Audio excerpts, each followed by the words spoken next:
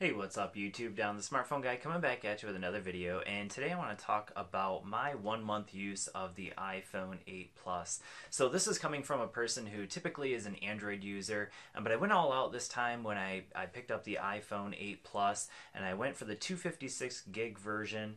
So I picked up the most expensive version they had available, and then I also went ahead and picked up an Apple Watch Series 3 and the Apple AirPods. So I wanted to go all in iPhone this time around. So last year when I had the iPhone 7 Plus, I only had it for about a month, and I just got the phone, didn't get any of the other accessories. But this time I wanted to go all in so I could really share my experience about this phone, or with this phone and with this ecosystem this time around. So first thing I want to talk about is the build of this phone. So build quality wise, there is definitely a difference from last year to this year. So obviously the major difference being the backing of the phone.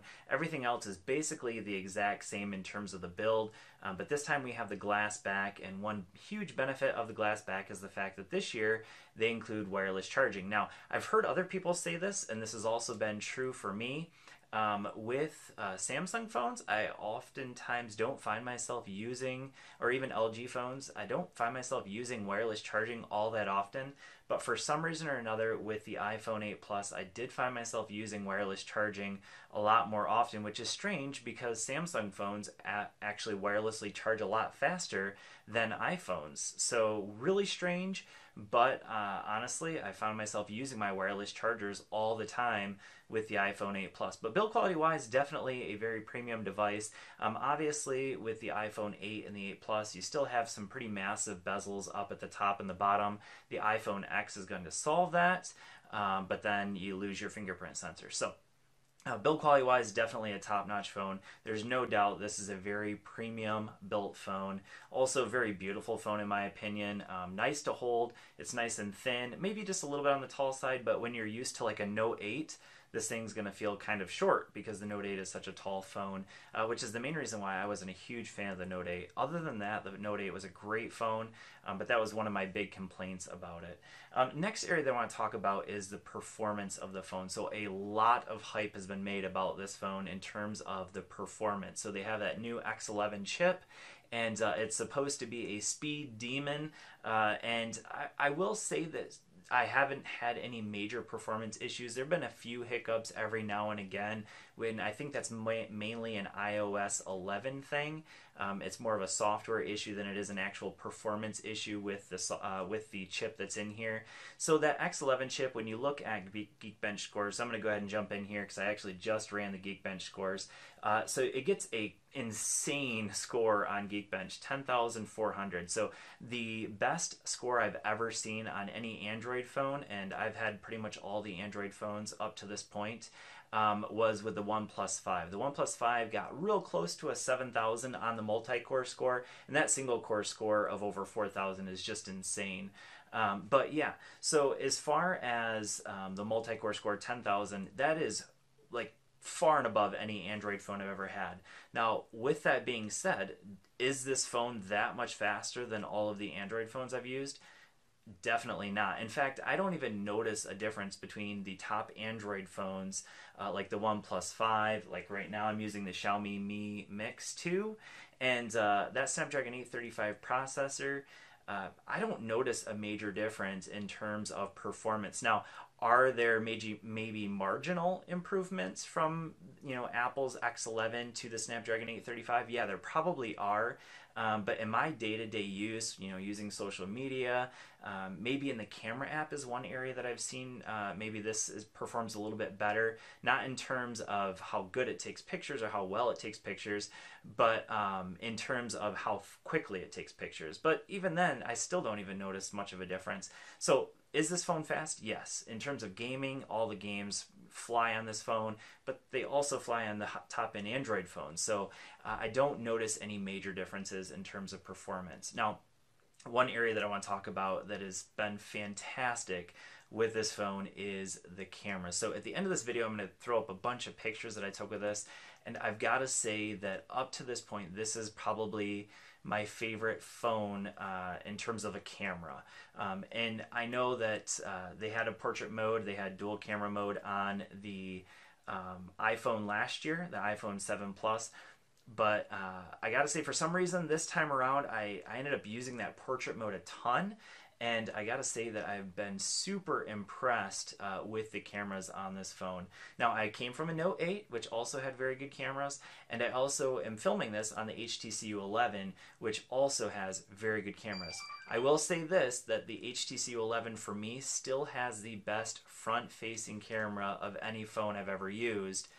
The iPhone 8 Plus for me right now is the best rear camera setup I've ever used. And I say that because I know that a lot of people say that maybe wide angle would be better than the telephoto lens that's on here.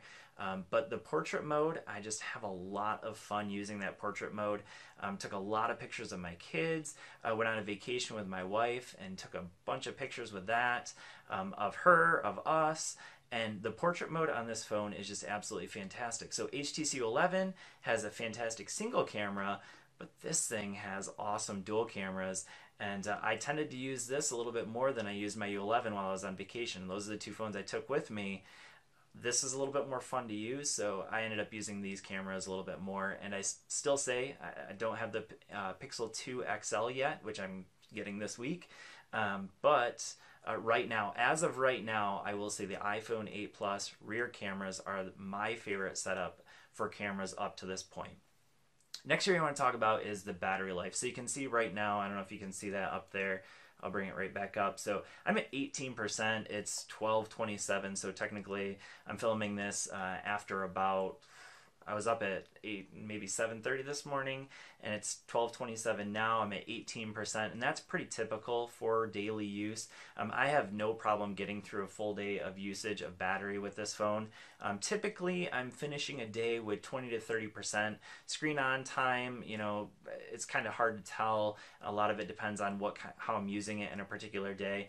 But I will say that when you're not using this phone, it doesn't use any battery. I mean, it barely uses any battery. The sleep mode on this phone, when you have the screen off and you're not using the phone, it doesn't use any battery at all, which you can't really say necessarily for Android phones. They are getting much, much better with that, but the iPhone definitely still has it when it comes to managing the battery when you're not actually using the phone. But when you're actually using the phone, this still gets very good screen on time. It's not the best phone I've ever used in terms of battery life. Actually, the Mi Mix 2 that I'm using right now gets a little bit better battery life than this does. But this does get very good battery life and easily gets me through a day, so I can't complain too much about that. The next area I want to talk about is the software, and iOS is what it is. If you're an iOS fan, then obviously you're used to it, and it's something that you've been using for a long time, and you're probably not going to complain. You're probably not going to jump over to Android because of the software situation. If you're somebody who's an Android user, I don't really like the closed ecosystem of Apple. Obviously, that's why I tend to be an Android user. But I will say that the software experience after you get used to it, for me, hasn't been that bad. I've actually kind of enjoyed it a little bit, just a little bit. I'm not going to say that I've enjoyed it a ton. But overall, the software experience, iOS 11, at least now they're offering a lot more in terms of your little control center at the bottom. There's a lot more options there. When you swipe over to the left, you have this, I'm not even sure what this thing is called, this little piece here that kind of is a lot like Google Home, so not Google Home, but Google Assistant. Siri, definitely not as good as Google Assistant. A lot more errors with Siri, but still, it's it's there and it works. So overall, software experience, I still definitely hands down prefer my Android software experience, but iOS is definitely getting better.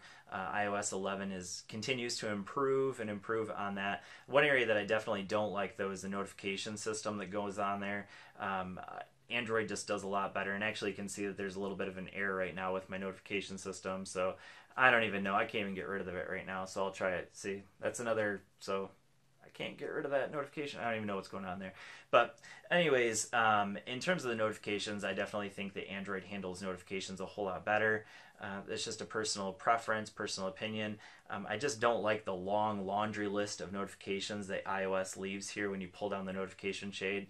I prefer that, like now with Android 7.0 and even Android 8.0, Android groups them together, like with Facebook or Twitter notifications. They're all grouped together, and you can actually reply to them in the notifications. So a lot better situation going on there with Android, but iOS, definitely improve on your notification shade if you would, please. Next thing I want to talk about is the speakers. This phone has fantastic speakers, so we have that dual speaker setup. I've done plenty of videos talking about that, compared it to like the Xiaomi Mi 6, or sorry, the Xiaomi Mi Mix 2, also the HTC 11. This thing definitely holds its own in terms of dual speakers, so huge thumbs up to Apple for that. I'm really liking that. Waterproofing, again, we have IP67 certification here with this phone, so that's also a huge plus. Audio, obviously there's no headphone jack, so a little bit of a negative, but most phones are going that way anyways, so it is what it is. This isn't really any different than what you're getting with Android anyways. And then the last area that I want to talk about is the fact that you can pick this up unlocked for any carrier. So I actually picked mine up directly from Apple. I picked up the fully unlocked version, which is awesome because that gives you the ability to basically take it to whatever carrier you want.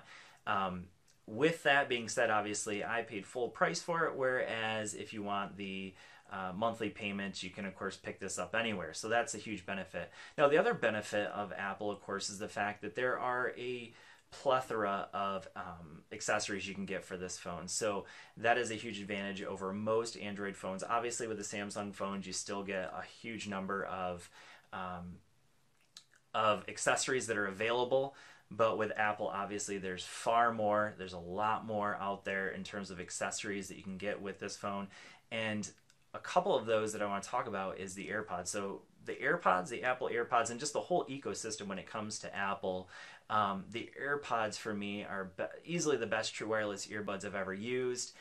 So that was really nice. Been using those with my iPhone daily. In fact, I'm using them non-stop because I like them so much. So a huge thumbs up for the AirPods. The Apple Watch, I actually have switched back to my Amazfit Pace. This is my favorite running watch, GPS running watch. I wasn't super impressed with the Series 3 watch. Now I use the GPS only version. Not that it's a bad watch. I just don't see the value in the $350 watch or the $400 plus watch when I can get pretty much everything I want in a smartwatch right here with the Amazfit Pace. Because the main reason I'm using a smartwatch is because I want to use it for GPS tracking while I'm running, listening to music. This takes care of both of those, and then also occasional notifications. I'm not a huge notification junkie when it comes to my watch. I'd rather have it on my phone. And so for that, I didn't really see the value in the Apple Watch 3 for me personally. That's not to say that it's not a great watch, because it is a great watch. It just, for me, I didn't see the value in needing something that I guess utilitarian. I don't know what the right word is for that, but I just didn't see all of the need for everything that it has to offer. Because I can get everything I want in this watch, the Amazfit Pace, for $100. So anyways, that's just been my quick thoughts. I am definitely sticking with the iPhone 8 Plus. I'm not going to be using it for a little while because I'm going to be testing out some Android phones. I got a bunch of Android phones on the way, and so because of that, I'll have to put this off to the side until I get my iPhone X. But with that being said, it's been a pleasurable experience with the iPhone 8 Plus. It's not a perfect phone. Apple is getting better, and I do think it's a great phone though, and it easily competes with many of the Android phones that are out there right now. So if you're an iPhone user, I don't see a reason maybe to go from the iPhone 7 Plus to the 8 Plus. There's not a huge upgrade there, but if you're somebody who needs the latest and greatest tech, obviously the iPhone 8 Plus right now, if you're on Apple, it is the latest and greatest that you can get. So with that being said, thanks for watching. If you have any questions, go ahead and leave them down in the comment section. And please subscribe to this channel right over here, I think is where the little notification is. But we'll see you all in the next video. Peace.